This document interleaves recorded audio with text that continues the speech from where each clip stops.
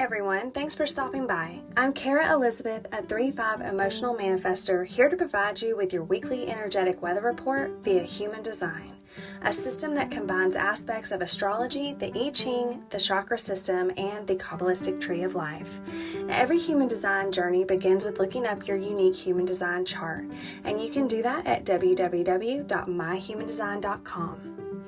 Transits are the specific energies that are present in the universe at any given moment. I go over the sun and earth, the sun being our main experience and the earth being how we're grounding in it. And each transit tends to hang around for about 6 days. Now, my goal is to provide you with a general cosmic heads up on how you can expect to feel, what you can expect to experience, and how to best navigate your week. So if you're ready to go, let's get started.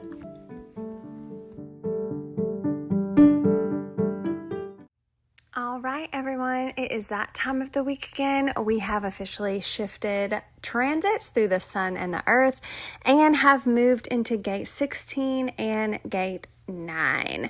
So this is all about enthusiasm and momentum creating this week. And just like last week, we are still transiting through the throat and the sacral. Although last week we did have a direct connection to the throat and sacral, so we were speaking a lot from our souls, and also we should have been picking up some messages within whatever it was that we were talking about. Of course, that's going to show up differently for everyone, but they were very specific to you messages from your soul that you needed to know. Now, this week, even though we are still transiting the sacral throat, this is not going to be a direct connection. So both of these are going to be hanging gates, the 16 and the 9. 9's coming out of the sacral, 16's coming out of the throat. Also, the 16 is a part of my Manifestor channel. I also have the 9, so I have tons of experience here, and we shall see how this goes and flows and see what it is that I feel called to share with you guys about this week in particular. So, with that being said, let's just go ahead and get on started. So, gate 16 is all about enthusiasm. This is the throat, so you're speaking very enthusiastically. Now, the 16 can be kind of surface level when it comes to that and like what it's talking about, because it's truly just about enthusiastic speaking. But now the other half of this gate, which is the 48 that comes out of the spleen, this is what brings the 16 the depth. And I do believe that we are transiting the 48. I don't know what planet, and I could be wrong about that, but I'm pretty sure that we may actually have that full channel right now through transit. Not quite sure yet, but anyways, let's just get into the 16. This is going to be our main experience this week. Most important, the sun. So Jenna Zoe says that people with the gift of the 16, which we are all going to have for the next 6 days, have come here to be exceptionally enthusiastic people, especially when talking about things that light them up or rile them up. This enthusiasm is connected to the throat in human design, so using your voice is an important part of you spreading your purpose in this life. Having this enthusiasm is like a booster that's here to help what you say really get through to people. It's like you've got an amplifier on what you say so that whatever you do choose to say really shakes people up and draws them towards you. And deep down, you know that your voice has a powerful impact. So make sure that you use it authentically. You don't have to try to make an impact. It's just something that will naturally happen when you're speaking about what things that make you passionate. So don't go out of your way to shake people or say controversial things on purpose. If those are masterminded, people will feel that and it will turn them off. So, for example, don't talk about the current hot topic because you think that's what's impactful. Passionate people should talk about whatever it is that you are jazzed by in the very moment. Love that. So how can you best flex this energy this week? And that is by letting your passions roam. So what do you want to talk about? What are you passionate about?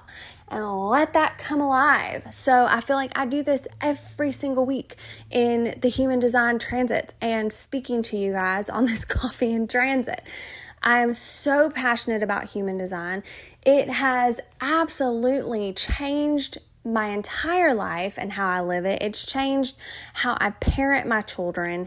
It's changed me in friendships. It's changed me in just every relationship that I've ever had. And the most importantly, it's changed the relationship that I have with myself. It has gave me such an understanding about how I work, and that a lot of the things that I thought were flaws about me are actually my biggest gifts. So, and then also my children, it's really helped me to understand them and how they're meant to operate. And, so it's like totally it's long story short, it's been a complete game changer. And I feel like I'm actually like living my best life. Like we're all living our best lives over here, because it's like we're just seeking more to understand than just having, the, what's the words, Kara? Words. Then, just versus not understanding. It's just like, let's just make it simple. We're seeking to understand ourselves and others versus focusing on like the misunderstandings. So, and human design has also been like the only thing that I have actually seen this level of results from. And I'm going to tell you what, I've researched just about anything and everything, like, just astrology, Reiki. Like I've got certifications up the ass in a lot of different things. And I'm going to tell you what, like this right here, this is it, you guys. So this is why I do this. I have the 1648, and I will probably talk about human design on here until the day I die, because it's really that important to me. So, and I'm so passionate about it. Anyways, that's just to give you a very long-winded example of what this gate is and how it shows up in me. And it's going to show up in a similar way for you, except it's going to revolve around your passions and what you're passionate about. Okay, so let's move on. How to flex this gift. Let your passions roam. Spread your skills, your interest, and your curiosity far and wide. Don't limit yourself to one box, because you're not meant to. With this gift, you can become good at anything that you're genuinely drawn to. Usually, people with this gift get involved in culture and in the arts in some way. Love that. All right, now, how can we struggle here, and how can we unblock ourselves here if we're struggling this week? And that is by removing apathy. So look at all the areas of your life where you are approaching things apathetically. Where do you feel yourself just going through the motions rather than showing up jazzed? See your feelings toward life as a top priority all along your journey through life, because that's what will improve the value of whatever comes out of you. And your enthusiasm and positivity increases the value in everything that you do. Also, know that, enthusiasm isn't always viewed by others as cool. Because of our conditioning, that being stoic and reserved is better. Many have dulled their excitement for life because cultivating this non-feeling, nonchalant air is revered by our society. So make sure this doesn't ever make you want to do the same or ever make you feel like you're too much for others. Shine on. Once they see your way is actually much more fun, you might end up converting them anyways. But either way, you'll be enjoying your own experience of life to the max. Yes. And this also is a really good explanation for why, if I'm not jazzed or enthusiastic about something that, like, say somebody else is wanting me to do, or somebody else is wanting me to talk about or be a part of, etc., etc., etc. If I'm not jazzed and I'm not like 100% excited about it, I'm not doing it. Not because it feels like I'm just going to die if I have to do it. So just be prepared. You may feel that way this week, and you may start seeing where you're doing a lot of things in your life that you're not really too jazzed about. So be open to that. Be open to being shown what you are passionate about, and try that direction on for size. Experiment. All right, so now let's move on to the Earth transit, which is gate 9 coming out of the sacral. Jenna Zoe labels this as the momentum creators. So since it's coming out of the sacral, going to have a lot of energy. This one is also a very interesting one to have. Now, I do not have the connecting gate that goes with it, so even though it is defined in my chart, and so I do experience this quite a bit, it is still kind of in and out for me, like an in and out type of energy. So it's like sometimes I have access to it, sometimes I don't. I mean, I guess technically, if you want to get technical, I always have access to it because everybody has everything in the design. It's just more pronounced than others, blah, blah, blah, blah, blah. But okay, anyways, that is a whole nother rabbit hole that I'm not going to go down today. Let's just focus on gate 9, which, funny enough, is about focus. Let's roll. So Jenna Zoe says that people with the gift 9 find it easy to focus and dedicate themselves to making a dream happen, and they pay attention to even the tiniest elements that contribute to getting them there. A small act done once won't lead anywhere, but the gift of the 9 knows that once you've done something once, you've created a template for it, and it becomes instantly easier to do it again tomorrow. And eventually, after the repetition of it so many times, it barely requires any energy from you, yet it creates momentum. Things accumulate in exponential manners. You have the power to automate so much in your life that you barely feel like things are a push or a force at all.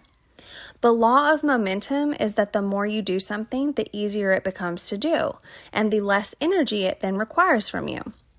Therefore, the gift 9 is a person who really loves efficiency because success is actually the result of you getting to your most energy efficient state. So if this is you, which it is for the next 6 days, you may be thinking, well, doesn't everyone do this? And the answer is no. Not everyone understands this principle so deeply. You are here to master it and in turn facilitate it for others too. Remember that even the smallest changes in daily thoughts, intentions, and actions can redirect the ship in huge ways. A 1-degree turn today can change the destination entirely. And since you have the ability to see these tiny details, use them. Comb through all the little things that are a part of you and the way that you move through your day. And since our gifts apply to all areas of our lives, Gift 9 folks are also gifted at seeing the little things others need to implement or change to get them wherever that is that they want to go. Whether that's with career, love, health goals, etc. This is where I got qualified to be an intuitive life coach so that I could use this gift and help people do it. Although it's not really something I'm passionate about on the life coaching level. But regardless, I went down that path. So, and this is where a gift like this would come in so handy. Okay, moving on. The areas that you'll be able to do this in are the areas that you yourself are passionate about. Oh yeah, and it also was just brought to my attention that I also do this with card readings. Like, this is such a good way to like it's almost like in a roundabout way of helping people to see things that, like, help people see their blind spots. I love that. Yeah, that feels good. Helping people see their blind spots is like a really big gift of this one right here. So let's see, where was I? Here we are. What makes that first step so powerful is intention. And once you get clear on your intention behind it, Gate 9 barely requires any discipline for you to keep doing it. You build natural momentum. Now, how can we flex ourselves here? How can we make the most of it this week?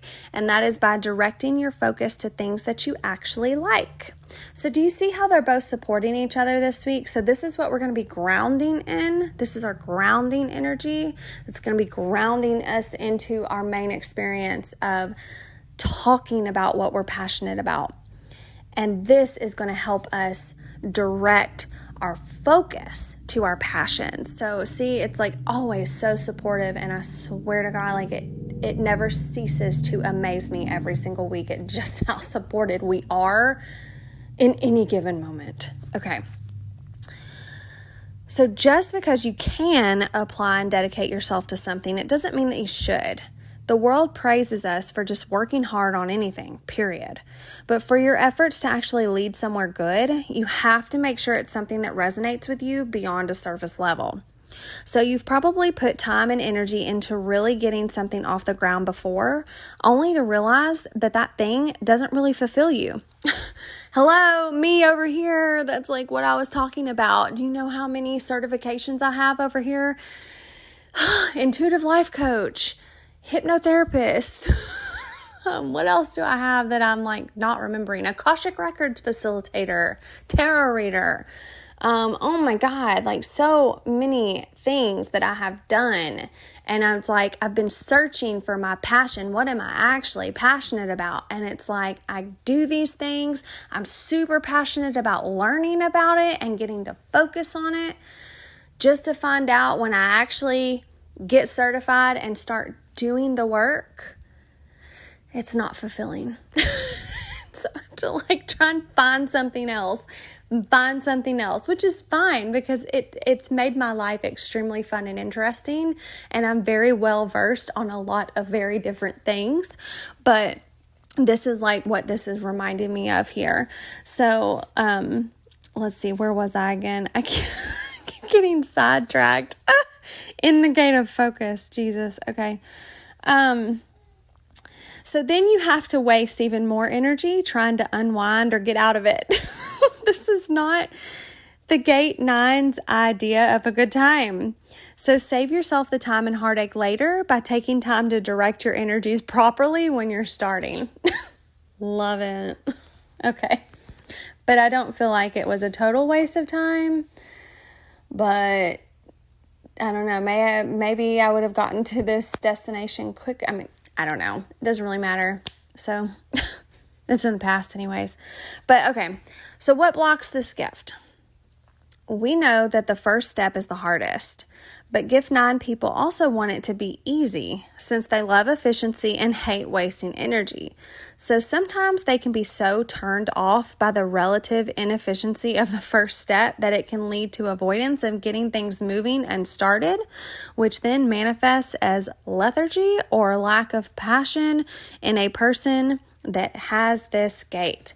Now, I have experienced that time and time again, and I get on to my son for having the same problem. And it's not necessarily a problem, but yes, I will look at something that I want to do and I'm like, ew, that seems like a lot of energy and that seems very daunting, and no, thank you. And I just like cut myself off at the knees because it just like, it looks too hard. So I'm like not even going to put in any effort at all and not even try it.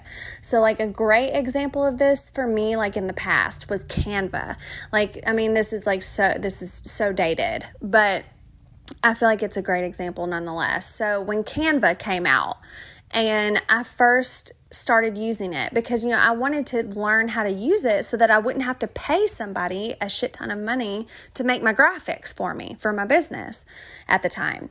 And so, it all stemmed from like not wanting to have to pay someone else to do something that I could learn how to do and get skilled at myself. Well, I'm going to tell you what, and I think any of you know this, especially if you're familiar with Canva and using Canva, the first time really is like, what the actual fuck? Like, I'm going to tell you what, like it was so hard trying to figure that thing out. I think I spent like 4 hours trying to make my first graphic. Like, it was like so ridiculous. But like, I just forced myself to do it because I'm like, no, you have got to figure this out. You have got to work on this because you technically don't even have the money to pay somebody else to do this. So bitch, you better figure it out. And so it was like, once I played around with it the first couple of times and I finally figured out how to work it and create the graphics, I'm going to tell you what, I can create a graphic now in like record time, probably seconds.